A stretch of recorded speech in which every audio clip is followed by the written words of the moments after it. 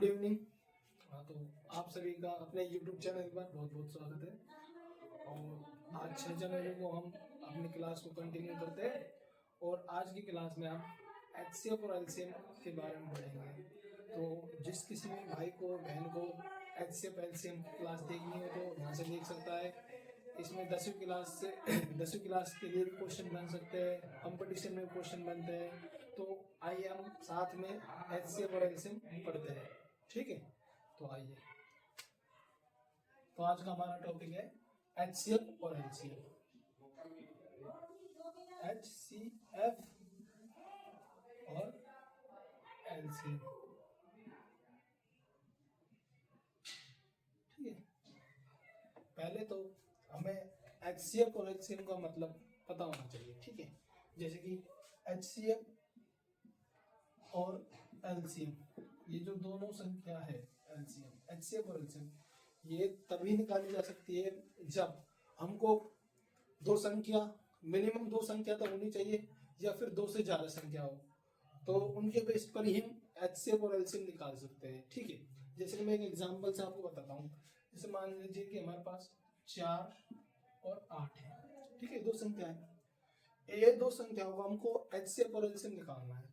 तो एचसीएफ कहता है, एचसीएफ, ठीक है, दो या दो से अधिक संख्याएं, ठीक है, दो या दो से अधिक संख्याएं, उन संख्याओं का एचसीएफ, उन संख्याओं का एचसीएफ उन सभी संख्याओं में समान रूप से विभाजित होता है, ठीक है, उन सभी संख्याओं में समान रूप से विभाजित होता है, ठीक है। एचसीएफ को जो हिंदी में हम बोलते हैं वो बोलते हैं महत्तम समावर्तक, निकटतम, ठीक है, महत्तम समावर्तक मतलब बड़ा सा बड़ा नंबर, ठीक है। तो और एलसीएम जो होता है वो होता है मतलब कि लघुत्तम समापवर्तक, छोटा से छोटा, ठीक है। जो एलसीएम की परिभाषा है वो है दो, मतलब इसके लिए भी दो या दो से अधिक संख्या होनी चाहिए, ठीक है। और उन संख्याओं का एलसीएम, उन संख्याओं का एलसीएम उन सभी संख्याओं में गुणज के रूप में विद्यमान होता है, ठीक है। तो मैं परिभाषा एक बार दोबारा बोल देता हूँ, ठीक है। एचसीएफ, एचसीएफ की जो परिभाषा है वो है दो या दो से अधिक संख्याओं का एचसीएफ, दो या दो से अधिक संख्याओं का एचसीएफ उन सभी संख्याओं में, उन सभी संख्याओं में समान रूप से विभाजित होता है, ठीक है, जिसको हम लघु हाईएस्ट कॉमन फैक्टर भी कहते हैं, हाईएस्ट कॉमन फैक्टर भी कहते हैं। और एलसीएम है जो एलसीएम, ठीक है, एलसीएम होता है दो या दो से अधिक संख्या, ठीक है, उन सभी संख्याओं का एलसीएम, उन सभी संख्याओं का एलसीएम उन सभी संख्याओं का एलसीएम उनमें गुणज के रूप में विद्यमान होता है। इसको लोएस्ट कॉमन मल्टीपल फैक्टर भी बोलते हैं, एलसीएम, ठीक है। तो अब जैसे कि हमको एचसीएफ और एलसीएम उसे तो बता दिया मैंने, अब निकालते कैसे है तो देखिए। जैसे कि अपने पास दो संख्या है, एक ले ली मैंने 5, ठीक है, और एक ले ली मैंने 35। इनको हम गुणनखंड विधि से निकालते हैं, ठीक है। और भी विधियां हैं जिनके बारे में हम विस्तार से पढ़ेंगे।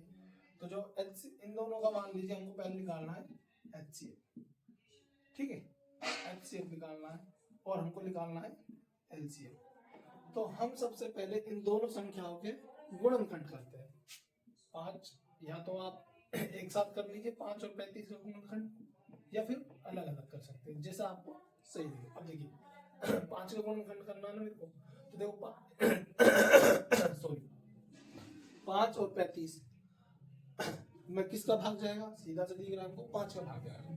तो हमने यहाँ 5 का भाग, यहाँ पर आया 1, यहाँ पर आया 7, ठीक है। अब इसमें किसका भाग जा सकता है, 1 का, 7 का, तो हम यहाँ देंगे 7 का भाग, ठीक है। ये गया 1 बार और ये गया 1 बार, ठीक है। यहाँ तो ये विद्यमान है। अब हमको इनका एलसीएम निकालना है। एलसीएम होता है सबका गुणज, देखिए 5 गुणा 7, ये हो गया इनका 35, ठीक है। अब और एलसीएम, सॉरी ये एलसीएम है, और एचसीएफ निकालना है। तो देखिए दोनों संख्याओं में किस कॉमन संख्या का भाग गया, केवल एक 5 का, तो ये हो गया इनका 5 HCF। ठीक है, इस तरीके से HCF। अब एक नेक्स्ट क्वेश्चन से करते हैं, ठीक है, तो इसको हम करते हैं रफ।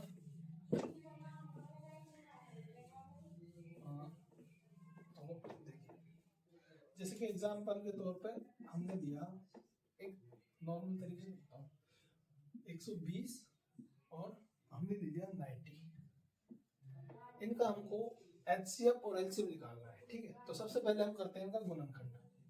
ठीक है, मैं पहले 120 का करता हूँ और इधर करता हूँ 90 का। तो देखिए 120 और 90, पहले मैं 120 का करता हूँ, तो 120 में किसका गुणनखंड जाएगा भाई, सिंपल सी बात है, मैं 2 का दे दूंगा, 2 का दिया, ये आया मेरे पास 60। उसके बाद मैंने 2 का दिया, ठीक है, 2 का भाग जा रहा है ना सीधा सीधा, तो आया 30। फिर 2 का भाग दिया तो गया 15। अब देखिए, अब इसमें 2 का भाग नहीं जा सकता, तो हम किसका भाग देंगे, अब हम 200 बड़ी संख्या क्या होती है 3, तो 3 का भाग दिया, कितने बार गया 5 बार। ठीक है, अब 3 का भाग नहीं जा सकता, ना 4 का जा सकता, अब हम किसका भाग देंगे 5 का। तो भाग कब तक देना है, जब तक 1 नहीं है। ठीक है, ये है। अब इसी प्रकार इसमें देंगे, तो देखिए सबसे पहले हम 2 का भाग देते हैं, 2 का भाग दिया, कितना है 45। उसके बाद 2 का भाग जाएगा नहीं, ठीक है, क्योंकि 45 में गति नहीं जाए। 3 का भाग दे सकते हैं, 3 का भाग दिया 15 बार। ठीक है, वापस 3 का भाग जा सकता है 5 बार। अब 3 का भाग नहीं जा सकता, 3 का भाग नहीं जा सकता, तो अब किसका भाग देंगे हम, अब हम इसमें देंगे 5 का भाग, तो ये आ गया 1। ठीक है, हमारे पास लास्ट में 1 प्राप्त हो गया। अब देखिए HCF और LCM निकालना है हमको। ठीक है, तो देखिए पहले निकालते हैं LCM। अब हमें क्या लेना है, देखिए 1 2 3, ठीक है, 1 2 3, एक बार जैसे कि मैंने 90 के गुणनखंड दिए, 2 गुणा 3 गुणा 3 गुणा 5। ठीक है, अब मैं लिखता हूँ 120 के गुणनखंड, तो देखिए 120 गुणनखंड है 2 गुणा 2 गुणा 2। ठीक है, 2 गुणा 2 गुणा 2 गुणा 3 गुणा 5 गुणा 3 गुणा 5। ठीक है, ये मैंने निकाले। तो जो हमारा LCM आएगा, LCM आता है इन दोनों संख्याओं का, LCM मतलब दोनों का, इन दोनों को गुणा करने पर कौन सी संख्या का भाग दे सकता है। तो LCM के लिए हमें बनाना पड़ता है, देखो जोड़ा है यहाँ पर, एक जोड़ा, ठीक है, ये 2 जोड़ा, ये 3 जोड़ा, ये 3 जोड़े तो बने, तो 3 जोड़े बनेंगे, तो हमको देखिए क्या करना है 2 गुणा 3 गुणा 5, ये आ गए। अब जो बाकी की जो संख्या रह गई है ना, इनको भी हम लिखेंगे, तो देखिए 2 गुणा 2 गुणा 3, तो अब इनको मल्टीपल करते हैं। देखिए 2 3 6 6 5 30, 30 दूनी 60 और 60 दूनी 120, 120 तिया कितना होता है 12 तिया 36, यानी कि हमारे पास आ गया 360। तो देखिए 360 का भाग, 360 है ना, वो विभाजित होता है, देखिए 90 से पूर्ण विभाजित होगा, 120 से पूर्ण विभाजित होगा। जो मैंने शुरुआत में परिभाषा बोली थी, 2 या 2 से अधिक संख्याओं का LCM वह संख्या होती है जो उन सभी संख्याओं में समान रूप से गुणज होती है, समान रूप से गुणज होती है। ठीक है, अब हम आते हैं HCF पर। तो देखिए HCF क्या होगा, जो हमने जोड़े बनाए ना पेयर, क्योंकि हमारे पास 2 संख्या थी, तो इन 2 2 के पेयर बनेंगे, ओनली फॉर पेयर वाले काउंट करने हैं आपको। तो देखिए 2 और ये पेयर का एक आता है 2 गुना 2, ठीक है, सॉरी 2 गुना 3 गुना 5। ठीक है, तो देखिए 2 3 6 6 5, सॉरी 2 3 6 6 5 30, तो ये इन संख्याओं के आगे HCF। अब देखिए HCF है ना, जो 30 इसको विभाजित करेगा, 30 इसको विभाजित करेगा, मतलब 30 इनमें मिल रहा है ना, तो ये हमारा हो गया HCF। ठीक है, तो आपको ये समझ आया 120 का गुणनखंड, 90 का गुणनखंड। ठीक है, ऐसे हम और गुणनखंड निकालते, प्रैक्टिस करते गुणनखंड की थोड़ी सी।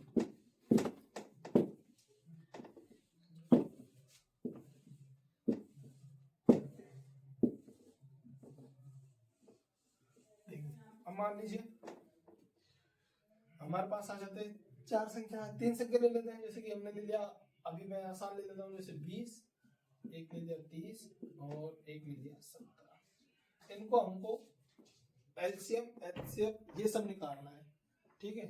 तो देखिए पहले 20 का गुणनखंड करते हैं। 20 का गुणन करेंगे 2 गुणा 2 का भाग जाएगा पूरा पूरा, ठीक है। फिर दिया 2 का भाग, तो कितने में गया 5 बार। अब 2 का भाग तो जाएगा नहीं, अब कितने का भाग जाएगा हमारे पास 5 का भाग, तो यह है 1, ठीक है। अब 30 का निकालते हैं गुणनखंड। 30 का देंगे तो देखिए 30 का हम कैसे निकाल सकते हैं, पहले कितने का देंगे 2 के, 2 का दिया तो 15 आया। अब कितना का देना पड़ेगा 3 का, क्योंकि 3 पंजे 2 से बड़ी जो संख्या 3 और 15 को विभाजित कर देगी, 3 पंजे 15। अब हो देंगे हम कितने का 5 का। अब 70 का, ठीक है, 70 का देंगे। 70 में देखिए 2 का भाग चला जाएगा 35। अब देखिए इसमें 3 का भाग नहीं जा सकता, ना 4 का भाग दे सकता है। अब इसमें जाएगा 5 का भाग, 5 का भाग देंगे तो हमें प्राप्त होता है 7, ठीक है। 7 का भाग देने के बाद हमें क्या प्राप्त होगा 7 और 1 बचा, ठीक है। तो इस प्रकार से देखिए जो 20 के गुणनखंड बनते हैं वो हमारे पास बनते हैं 2 गुणा 2 गुणा 5, ठीक है। 30 का जो बना वो बना हमारे पास 2 गुणा 3 गुणा 5, 2 गुणा 3 गुणा 5, ठीक है। और जो 70 का प्राप्त हुआ वो हमें क्या प्राप्त हुआ, हमें हुआ 2 गुणा, ठीक है, 5 गुणा 7, ठीक है। तो देखिए अब एलसीएम की बात आएगी, तो एलसीएम में आती है सारी संख्या, ठीक है। तो हमें पहले पेयर, देखिए यह है हमारे पास में पेयर, एक पेयर हो गया, ठीक है, एक, तो ये हमारे, और दूसरा पेयर ये हो गया, सॉरी दूसरा पेयर जो हो गया हमारे पास में ये वाला पेयर हो गया, ठीक है। तो ये हो गया हमारे पास में 2 गुणा 5, ठीक है। और उसके बाद अब ये दो संख्या 2 3 और 1 7, इनको भी हम कर लेंगे 2 3 गुणा 7, ठीक है। तो देखिए इनका जो एलसीएम आएगा वो क्या आएगा, 2 पंजे 10, 10 दूनी 20, 20 दिया 60 और 60 दिया कितना हुआ 60, 6 7 कितना होता है 42, यानी कि 420। अब देखिए 420 है ना, 20 से पूर्णतः विभाजित हो रहा है, 30 से पूर्णतः विभाजित हो रहा है और 70 से पूर्णतः विभाजित हो रहा है। तो इन सब का एलसीएम कितना हो गया 420। अब एचसीएफ में बस हमें लेने होंगे जोड़े जोड़े, तो देखिए 2 और 1 5, ये हो गया 2 गुणा 5, तो ये आ गया 10। तो देखिए 10 इसको विभाजित कर रहा है 20 को 2 बार, इसको विभाजित कर रहा है 3 बार, इसको विभाजित कर रहा है 7 बार, तो ये हमारे एचसीएफ है, ठीक है। अब ठीक है,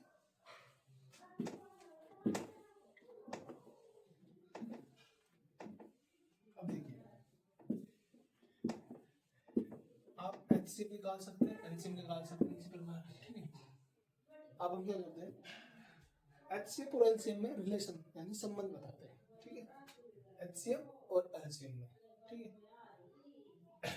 एचसीएफ एंड एलसीएम में संबंध, ठीक है। अब देखिए तो एचसीएफ और एलसीएम में संख्या, देखिए इन एचसीएफ और एलसीएम तभी निकल सकता है जब मिनिमम 2 संख्या हो, ठीक है। तो हम 2 संख्याओं पे लेते हैं। मान लीजिए कोई संख्या x है, पहली संख्या, दूसरी संख्या y है, ठीक है। यानी कि जो प्रथम संख्या है, प्रथम संख्या क्या मानी हमने x, और दूसरी संख्या क्या मानी हमने y। तो इन संख्याओं का जो गुणज होता है, ठीक है, देखिए प्रथम संख्या मल्टीपल दूसरी संख्या, वो बराबर किसके होता है, HCF गुणा LCF, ठीक है, इन दोनों के बराबर होता है। ये हमारे पास एक सूत्र है। तो एग्जाम में मान लीजिए आपको 3 चीज दे दी, 3 चीज देने के बाद कोई भी दो मतलब 3 चीज दे दी तो एक दूसरी चीज हमसे पूछ सकते हैं। तो देखिए अब हम उस चीज को कैसे निकालते हैं, ठीक है। ये संबंध होता है प्रथम संख्या मल्टीपल दूसरी संख्या बराबर एचसीएफ गुणा एलसीएम। ये हमारे पास में रिलेशन है।